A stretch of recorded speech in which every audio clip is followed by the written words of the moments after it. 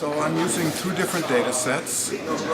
One is air barometer data, and I'm looking at the difference in attitudes in the countries that were surveyed in 2010, 2011, really before any of the regimes fell in Arab countries, and then in 2013, when there was already new governments in a number of countries that had been developments. And I'm looking at whether or not there were changes in support for democracy and also in support for Islam playing an important role in political life.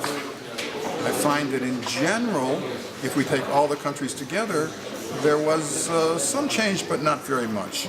But there are some countries that experience more change. And in general, it's the countries that had more complicated kinds of transitions during this period that I'm looking at. Egypt and Tunisia, also Yemen and Iraq. So there are bigger changes in those countries. That's just a brief summary without giving you all the details. That's one part of the paper.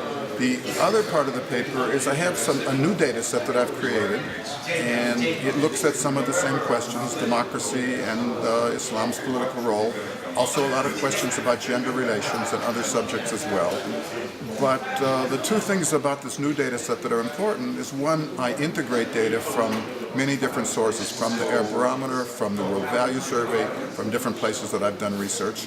And two, I've also attached country-level attributes. So instead of just saying, in what country it's done, in addition I'm saying what were the characteristics of the country in which it was done.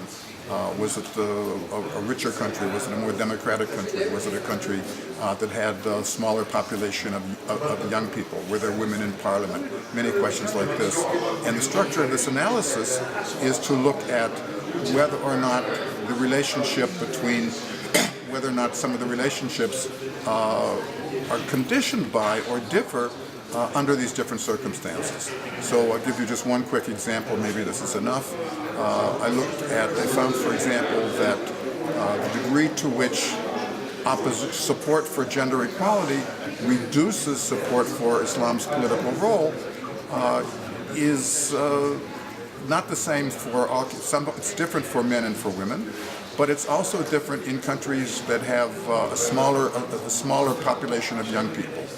In general, the Arab countries have a large population of young people, but some have a much bigger proportion and some have a somewhat smaller proportion. And the relationships differ according to that.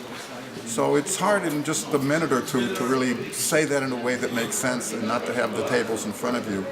But the main point is that if we're trying to understand why people come to different attitudes, we need not only to look at what's shaping their attitudes, but what's shaping their attitude isn't the same in every circumstances, and how it's not the same for every category of the population. So I've been sorting that out and trying to come up with different conclusions as well.